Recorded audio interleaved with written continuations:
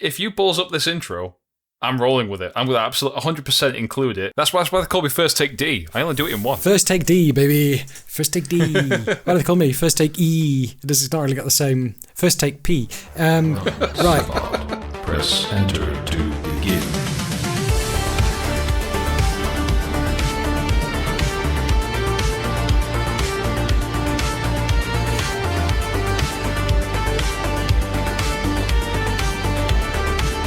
Good morning, good afternoon, and good evening. Welcome to CPOD. We are back with a new schedule. We've mixed things up a little bit.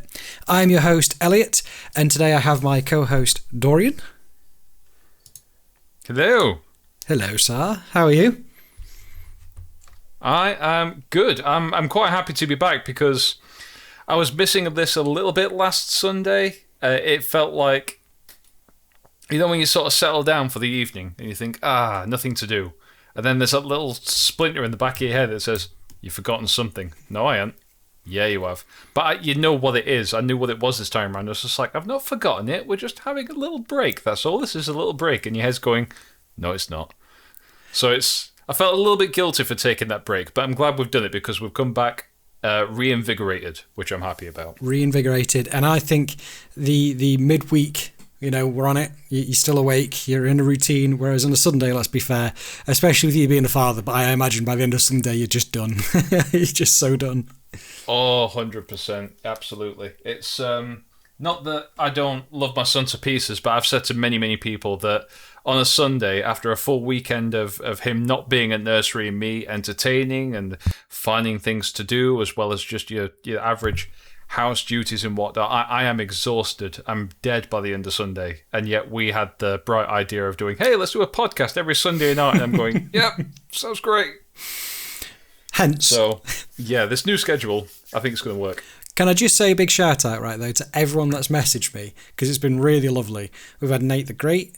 We've had Parrot messaging saying he's had to go back and start listening to the first ones again. So I absolutely love that. Oh, wow. And JB, I mean, when I was waiting for you, I played a little bit of Project Cars 2, and I got told off. So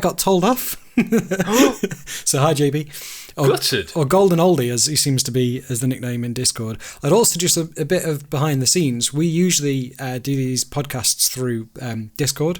Of course, we change the day. We go to do it. What is the one night Discord's having issues with their servers? But tonight. So we've had to switch up methods. And it's been a nightmare to get it sorted for both of us. But we're here now. We are. And on that note, we have like a house social media at work where people can post stuff that's going on basically around the company. And there's a little retro gamers group, and I decided, well, you know what, I might pop a little podcast in there, and we're getting loads of responses from people within the place that I work for going, this is great, really enjoying this. So, and then one person who runs this page, this retro gaming page, says, I listen to this while I'm decorating. And I'm going, I'm just glad people are listening. Oh, so I love that. If you are listening, I'll not name you, but huge thanks for listening. And if anyone is interested in being a guest, drop me a message at work and we'll see what we can do. Hi, Bill. Hi, Trevor. Hi, Dave. Hi, Rob. Like we never hit any of them. It was great having Ben on. Ben also behind the scenes told me some funny stories, particularly the I'm cold story, which just I've still been laughing about that ever since. So Ben, if you're listening, it was great to meet you and speak to you. So yeah, I tell you what though, I feel like I've been letting the side down, even though it's been a couple of weeks, because Dorian, you have been updating that journal and sending me pictures of completed game. And I'm so immensely proud and so utterly disgusted with myself. And on that note, I just remembered that Nate the Great did also say that he wasn't disappointed, he was just very angry, by the way, in the Lapser podcast. So that's the worst. Yep. Yeah. But yeah, so we've got to move into that topic because I feel like you have so much to talk about this week. Dorian, what have you been playing? Oh, I've got a lot to talk about, absolutely. But I'm not gonna delve too far into it because we'll be here until the end of time. So I did complete Legacy of Kain Defiance. Now, bear in mind, I have had this game for donkey's years. I have a copy on PS2. I had a copy on the original Xbox. I had a copy when I was a teenager, but it's only now that I've finally completed it. And the wonderful thing about Legacy of Kain is that the more you play it and the further you get through the story, the more stuff gets answered, but then the more questions are raised because everything's got a history, and you just go, oh, I know that I've had that answer, but I need to know more about this now. So it came to quite a satisfying conclusion. I loved it, and that I've unlocked more stuff by completing the game, but the bonus as well is that trophies now. I've got a reason to go back and play it again because I've got other stuff I want to unlock. I've got trophies that I need to get. And on top of that, at the beginning of, is it next week? It is the beginning of next week. The new Legacy of Kain game, Ascendance, comes out. And I cannot wait because they've brought back all of the original cast. So I'm like, oh, I'm biting my nails in anticipation.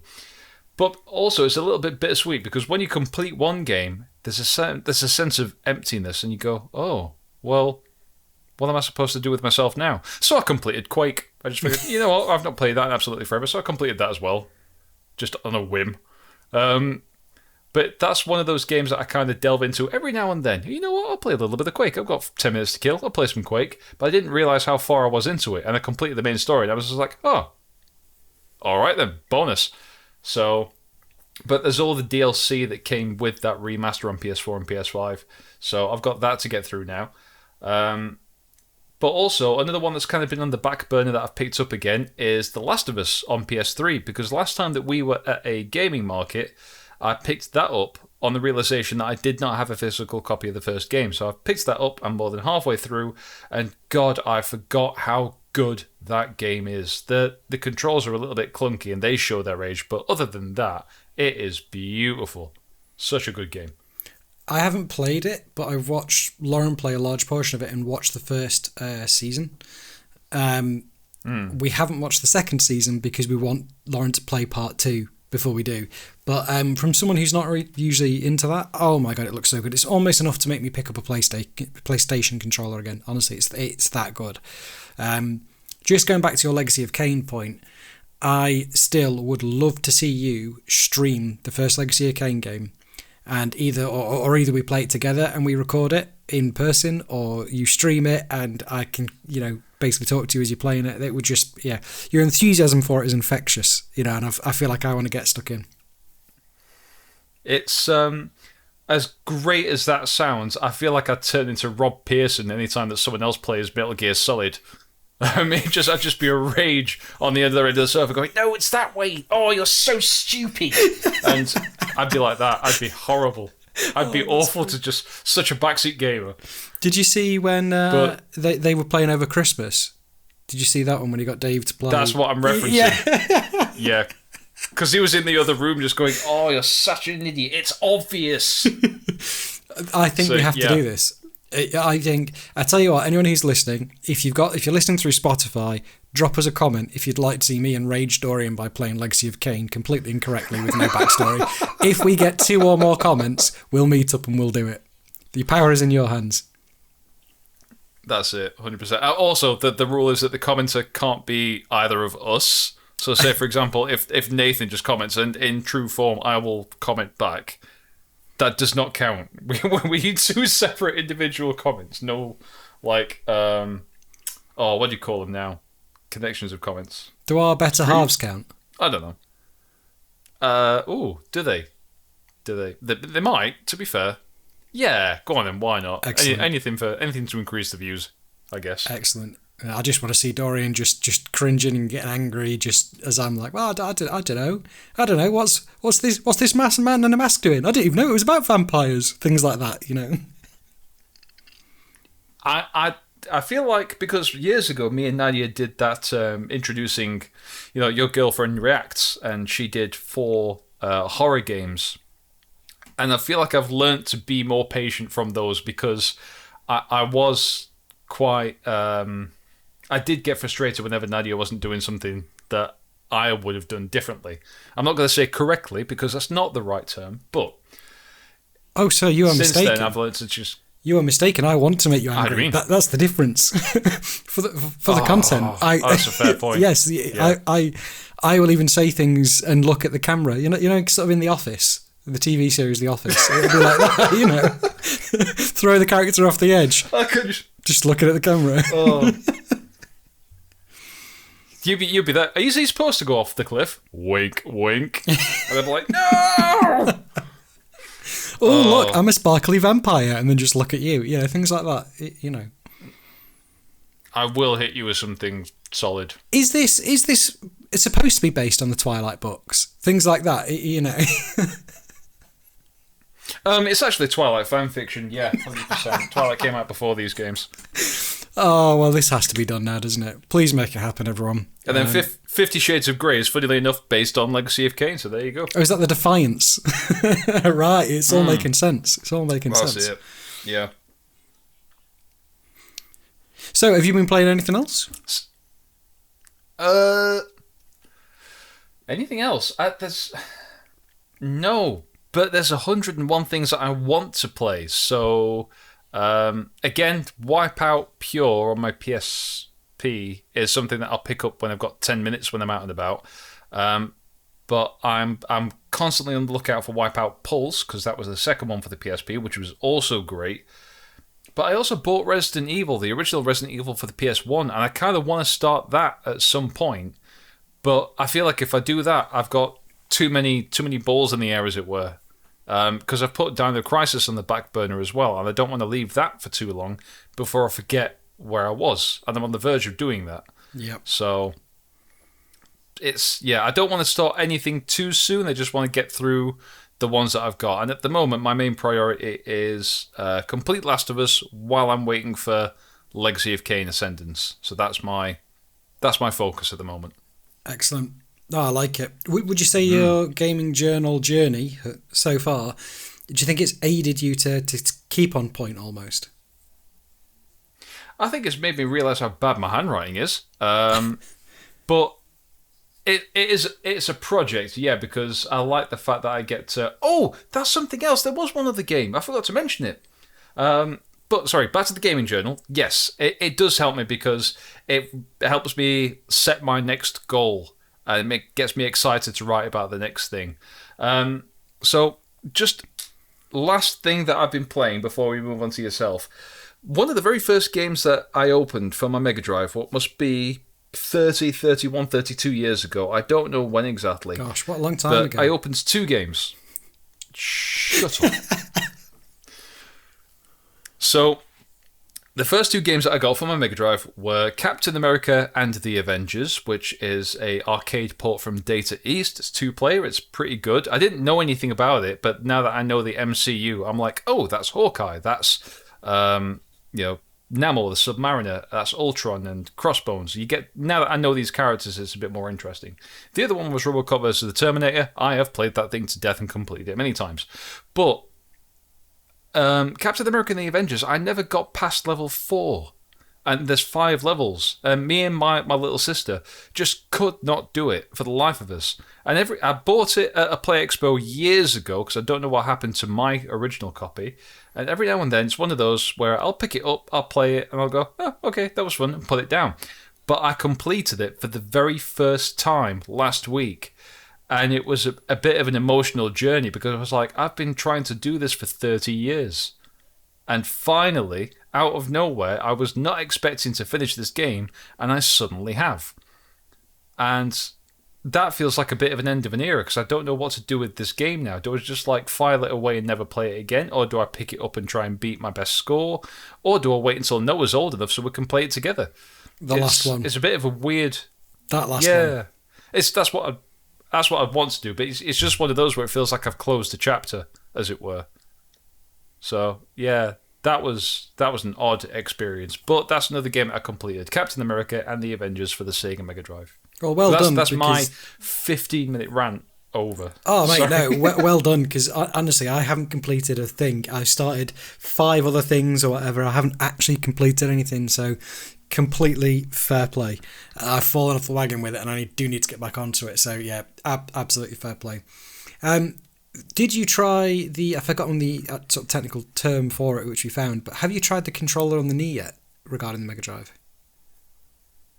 I did, because I think I picked up Mortal Kombat 2 and I popped that in after I'd finished Captain America. And I'm struggling, I don't know why, but if I'm doing if my character's facing right, so he's on the left, and I try to do a down back roll, I can never do it. Just my thumb just does not want to move in that way. So I thought to myself, you know what? Let's try Elliot's thing. So I put my pad down on my lap, and like an arcade/keyboard style, and try playing it that way. And it felt like it was against my very nature to do it. So I just on the end of your knee. Not doing that again. I just picked it back up. It's got to be on the end of your knee. End of your knee, not in between your legs. Well, I say in between, not over your two legs. This has got weird. Yeah. But on the end of your end of your knee, end of your leg. Try it there. Well, there was. It's kind of coaxed me into looking into a gaming pad that I've not had before and I would like to try, which is the 6-button arcade stick for the Mega Drive. So it's specifically designed for like arcade/fighting games. And I thought that could be fun because that gives me a new way to play these games that I've played to death. So I think that might be something on the list next time I go to a gaming market, maybe. Well, what I'm just going to have a quick look at, and obviously this wouldn't be an official one, but I'm just having a quick look on some of the Chinese market stores, of which there are many. That rhymes with BMU and Bali Express. Just to see if they've... Nice cover, man. Thanks. They're not getting free advertising out of me, suckers. Fighting. Is it fighting stick, would you call it? Because it's not a joystick, is it? Yeah, fighting stick. Fighting stick. Let's see if they have anything that works. Apparently they do. £37.39 for a City Astro style stick. So if you can't find a legitimate one... Astro style? I think it's Astro City, isn't it? I think it's that was a game, I believe. I don't know. If it is, I've not heard of it. But yeah, looks like it's kind of, as I say, so that's the artwork panel. But yeah, it's a whole unit. So it looks like that they are out there. So even if you can't find an official one, there is some there. I know that the Retro Vault in Warsop have got 2, but they're the 3-button. And obviously, for a fighting game, I'd need the 6-button. So, But yeah. Anyway, enough about me. What have you been playing, man? Well, I'm going to start out with what I did just before I had tea this evening. I've managed to get so I bought a Turtle Beach direct drive wheel. Can't remember if I spoke about this or not. I think you did, yeah. Well, I connected it. You've been playing a lot of Forza. That's it. Yeah, I've still been playing. I mean, like 4 days worth or something crazy at this point. But I connected it to the Xbox LAX, and through sailing the high seas, using something that rhymes with PGCX tree emulation, I've managed to be playing Gran Turismo 4 with a steering wheel with force feedback, and it works flawlessly. Excellent. So that's very cool. That's something I'd like to give a try. It's really good, and the force feedback on the direct drive wheel is something else. You definitely want you to have a go on it. And the actual motor as well is about the size of your hand, so from the tippy finger to your palm. So it's really easy to. So all I do is I literally undo the clamp on the desk, move it to the other end of the desk, and I'm working. So it's quite nice to.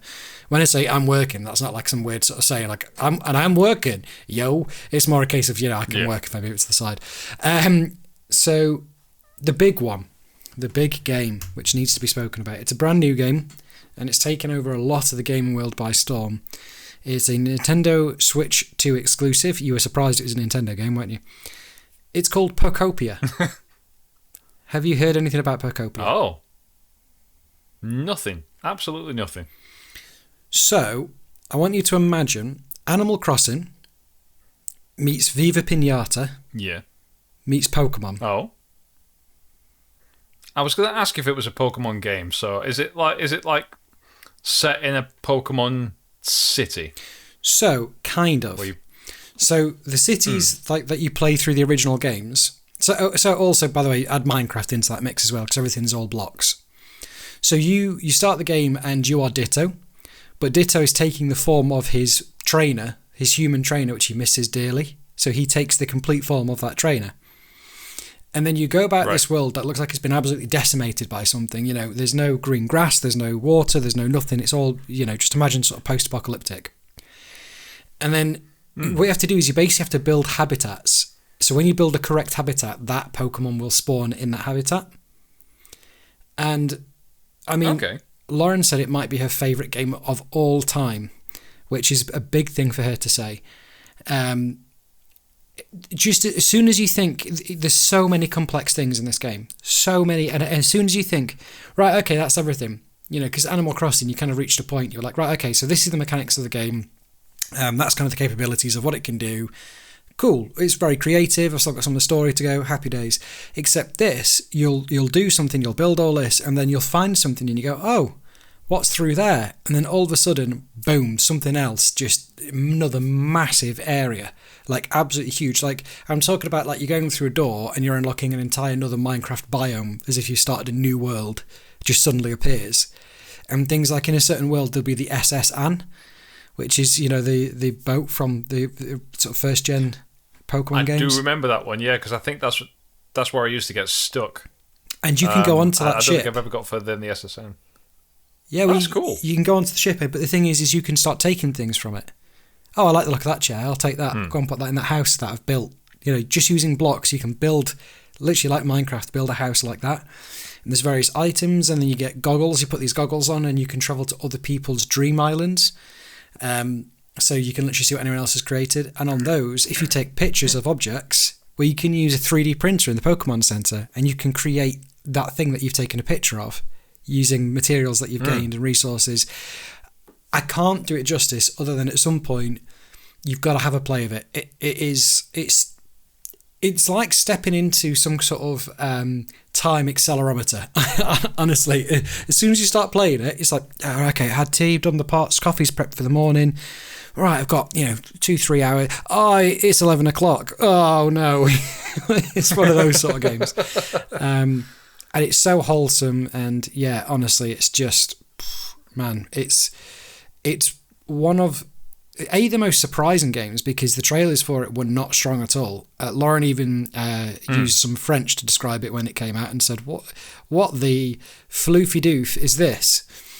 And is now saying it's could be her favourite game of all time. It just is phenomenal. And the other part I've missed out of this as well is certain Pokemon, when you create these habitats. So some of them will be able to chop wood into logs. Some of them you might absorb the powers. So actually you can now start cutting grass as well as smashing down rocks and things. If you get a chance, just YouTube it. Find a streamer who's played, maybe like a part 4 or something, that they've done, and just start watching it. Because I think you'd be amazed by how much it's also your game. It's got that sort of Minecraft, when you go to play that to, But I think, if anything, because I think that's pretty much all I've been playing. I say it's mostly been sim racing stuff, and I've been doing that much DIY stuff. I haven't been playing many games, which is why it's good we've had a bit of a break, because there's more I can talk about. But this kind of pushes us into our first topic. So I was just about to say it, and I managed to catch myself. Games, so topic 1 is games which immerse you or almost feel like a safety blanket, like a comfort, safe place. So if you've got a lot going on in your life, there's a lot of instability, there's a lot of anxiety, a game you kind of play to just completely get absorbed in that world and kind of get your head into that space. So for me, it used to be things like Guild Wars or World of Warcraft, or, where literally you sort of live in that universe. Animal Crossing was a huge one for me. When we were going through, before we basically bought our own place, we were renting and we were having to move quite often and frequently, and it was so stressful. But playing Animal Crossing, it was like, I don't know, it was like mental health medicine. You start playing that game, that it's like, everything's all right with the world. I'll build this, and Pokopia has that. It captures that same thing, which I wonder if Minecraft might be that for you. But anyway, you had your 15-minute rant. There's my 10-minute rant. Well, I first of all wanted to double check something. What was it called? Pokopia? Pokopia, yeah. Pokopia. I just wanted to make sure I'm pronouncing it right. That wouldn't happen to be something that you got for your birthday, was it? No, I said to Lauren, I'm not going to buy it. I've got Forza and I've got a backlog. I've got loads of games I need to play. I've still not played half the games we bought from the last retro game thing. And then, so yes, obviously I'm doing quite a lot of running, and I'm very happy to say that you've picked that up as well. Dead proud of you for how well you've been doing through the running journey. Me and Lauren are doing our first park run this weekend, should be. But my knees started to really hurt. I mean, like excruciating pain. It was from the sim racing wheel. It was from using the pedals. No. So I was a bit gutted because I had this new wheel, couldn't really use it, and I was like, do you know what? I'm just going to buy a Pecopia. So it was before my birthday. So yeah, it's fantastic. Absolutely. That's fair play. I just wanted to sort of announce it on the podcast a little poke in reference to your birthday. So many happy returns. I hope you had a fantastic day. Thank you, sir. Yeah. So just going back to... Oh, go on, sorry. I was just going to say, I was at Donington Park Race Circuit that day. Those who know I can't drink alcohol. It usually makes me really unwell. I had 1 pint and I felt fine. Well, I didn't. I felt exceptionally drunk because I hadn't drunk in so long. But it was great. It was really, really good day. Thank you. You're going to do great at my wedding. Oh, God. Because I can guarantee you, borderline all of Nadia's family are going to pass you drinks. Concern. You won't be the only one. They'll keep passing me them as well. Yeah, but maybe, right, I know that Nadia can drink. I know Lauren can drink. Maybe we'll just have to do that really manly thing where, we'll like sip it and then turn around and pass it on. Well, I'll tell you what. We'll make a deal. For every time someone pours us like a shot of a clear liquid, we'll just have like shots of water on a backup table somewhere and just like pass them along and that's swap genius, them on the sly. Right? But your genius only falls down when you're announcing that on a podcast. No one listens to this. Well, my family doesn't, so we'll be fine. Yeah. But if you are listening, please, no one message Nadia's dad, or my dad for that matter. I'll message both of them. I'll start the group chat now. But yeah, I mean, just before we dip back into topic one, you've got some updates, life updates, I think, haven't you? Is everything now in order for your wedding this year?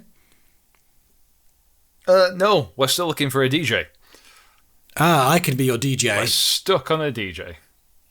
JB. Well, I mean, hang on 1 second. I'm thinking JB's of that DJ era. Do you know what I mean? I wonder if we can hire him. Because JB, DJ, there's a J in there, and B's near D. So. Also, by that logic, we can hire anyone with J in their name. I mean, it's well, yeah. So why was I kicked off the wedding planning committee again? Yeah, exactly. Yeah, so we did our I can't even remember what it was called. That little interview thing, notice of marriage, earlier this week. It was yesterday, as a matter of fact. And then we are due to be wed on August 29th. Almost everything's in place. We've got our photographer booked, the venue's booked, the date's booked, of course. I've not bought my suit yet, but I know where I'm getting it from. I know what I'd like. It's just figured that if I'm doing this running, if I've potentially lost weight, but by the time the wedding happens, it might be the wrong size. So I'm going to wait on that just a little bit. But we are struggling with the DJ because I've got my feelers out and just no one is responding. It's not even that people are saying, oh, I'm sorry, I'm booked that day. I just can't get responses at all. So other than that, yeah, we seem to be relatively on track. I'm still waiting on the wedding ring in the post. I did get one, but it's the wrong size, so I've had to reorder that. But yeah, all going relatively to plan. Speak to me post podcast. There is a few people, yes, I think, who may be able to step up. So yeah, but really we want JB. Excellent. JB's what we want, but JB needs to be on it. That's right. And you will be paid, sir. You will be paid. I've said this, but actually I've also just thought that Mr. Parrott, if he's listening, is also a absolute exquisite choice. Genuinely is. I don't know anyone else with as much musical talent or knowledge as him. So, we'll just see if he listens to it. It's kind of a little Senor Parrott. Absolutely. Yeah. Yeah. But so Dorian, topic one. Not that we get distracted easily. Topic one. Which game sort of immerses you and is like your safety blanket, your comfort, your safe place that you go to if the world's getting a bit crazy? What do you go to? Well, for every episode that we do, I make little notes about our topics, and funnily enough, you've hit it on the nose. Minecraft is the first game that I put as my comfort blanket. Because the way that I game often depends on my mood. What game do I feel like playing? And if I just want to sit down and then Minecraft does tend to be my go-to. Now, interestingly, I've not played it in forever, but I had a bit of a project going on a couple of months ago. I think the last time I played it might have been early February. So it's easily been about 6 weeks. And then I sat down the other night and I thought, you know what? Well, pop some Minecraft on. And I lost 2 hours trying to build like a railway that I've been building for my son, because he's started to sort of sit and watch, and he goes, "Oh, Daddy, there's a cow there. Oh, there's a skeleton. There's something behind you." And it's dead cute. I love the fact that he enjoys watching me play Minecraft. So we've got a little project going on together, and it very much does feel like home. It does feel like, regardless of how long it's been since you've played it, when you get back in, it feels like another version of home. Everything that you built is already there, and you knew exactly what you were doing the last time you were logged on. I was like, right, what's in my inventory? I've got bricks, I've got iron, oh yeah, I was going down that mine. Right, off I go. Yeah, done.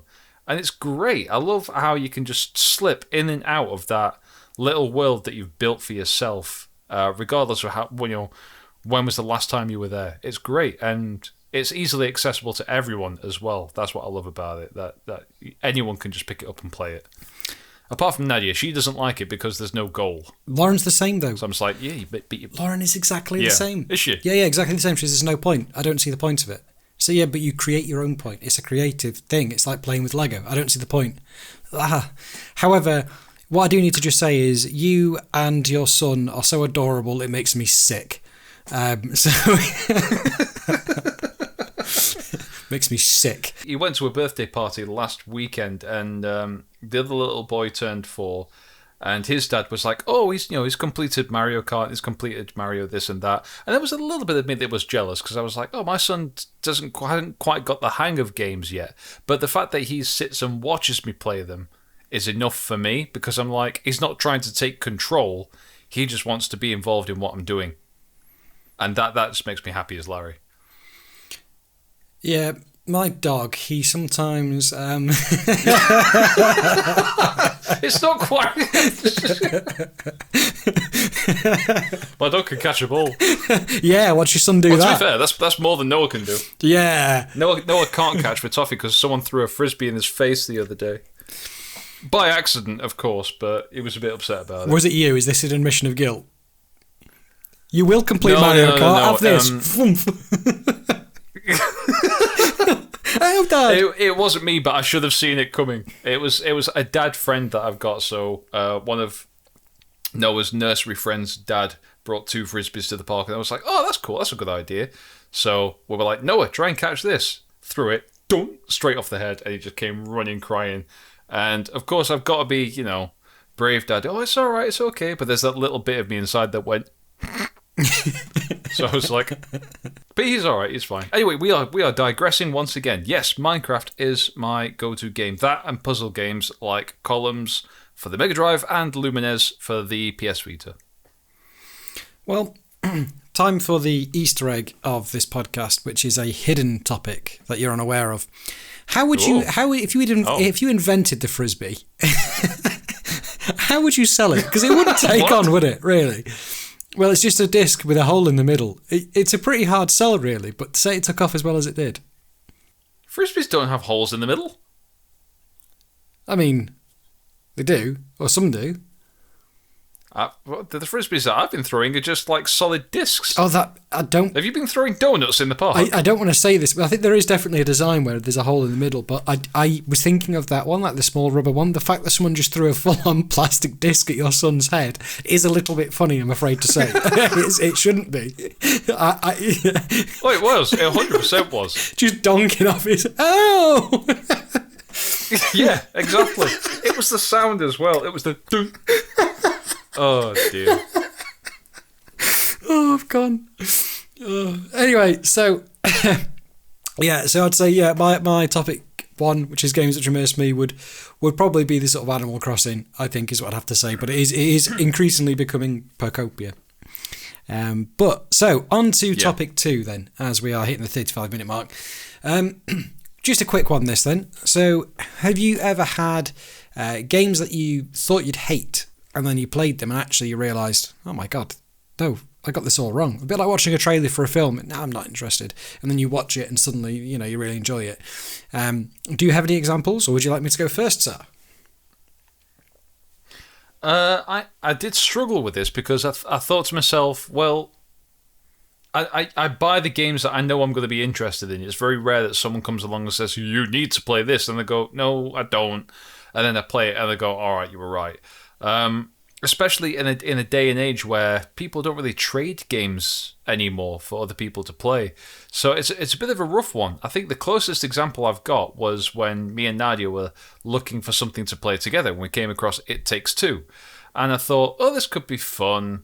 Like, I didn't hate the idea of it, but I thought, it'll be alright. It's something for Nadia to play. It's something easy to play. It's not easy to play. And I just kind of rolled with it. And by the end of the game, we both loved it because it was a great story and it was a great way for us to interact together as a team rather than competing against each other. So it's not a prime example, but I think the closest example I have would be It Takes Two, which was a great little game.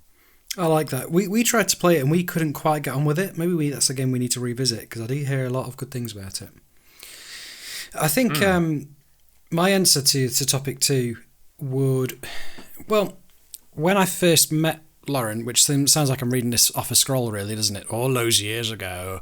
I don't know what happened then. Sorry, it's being possessed by a demon. All right, Palpatine. Yeah. Execute order, Nintendo.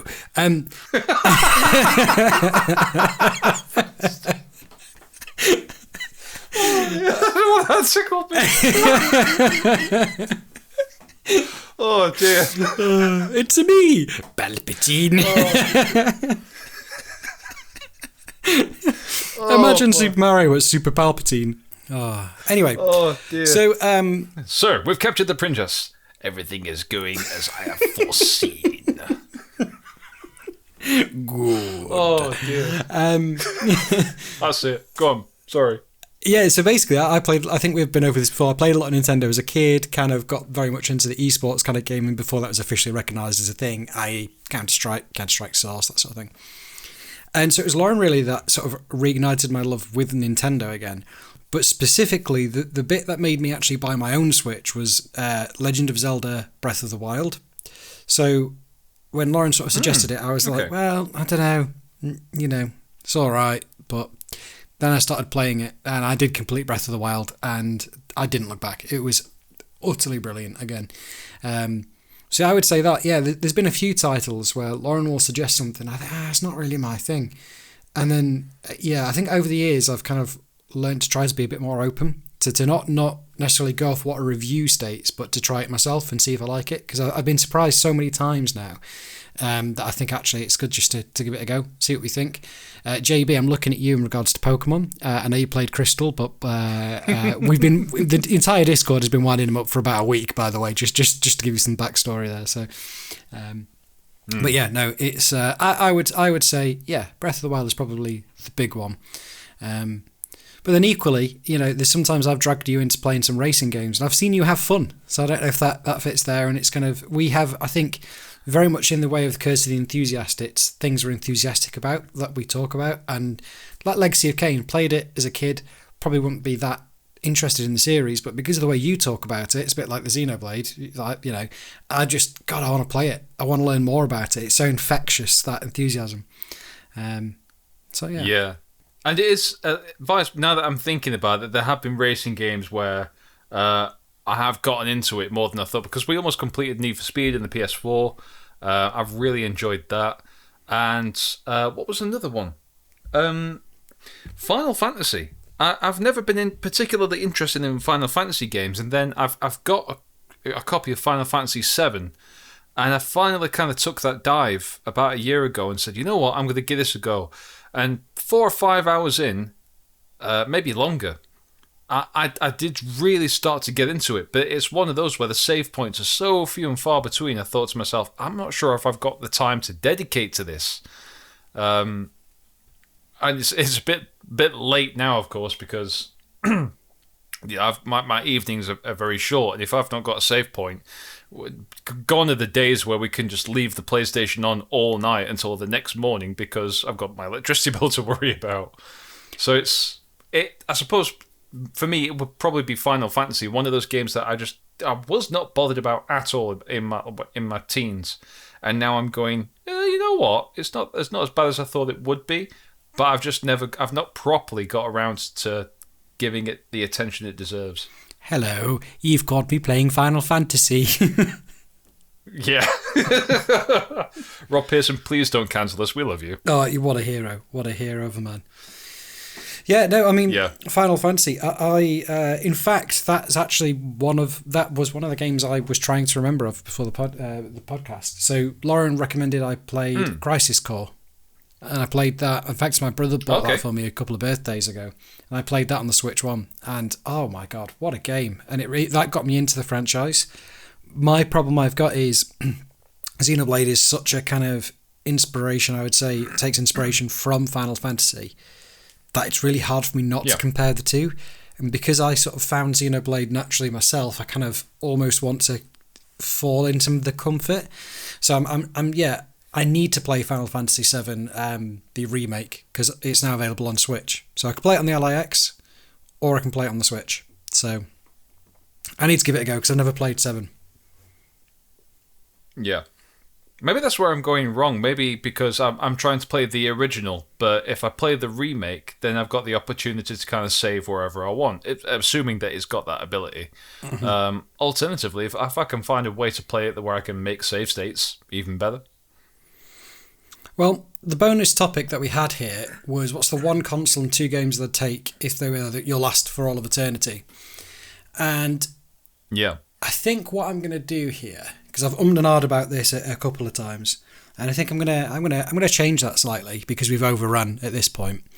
I have promised you a surprise for a while, and I feel like rather than just delaying this even further, I'm going to tell you what it is tonight. And next time we meet, you shall receive it. Me and Lauren and your better half, Nadia, we have a wife-to-be. We all spoke about this a while ago. So what we're going to do is the next time we meet up, we have a Nintendo Switch OLED for you with the dock. And you also will be having the Hori basically extra Joy-Con, so they're much more comfortable to play in hand. So you can properly get stuck in with some Nintendo OLED console and it'll be yours. So we'll have a case for you. We'll have the full setup. So next time we meet up, we'll give you that, and I can slowly get you over to the Red World from the Sony Pony over to Nintendo.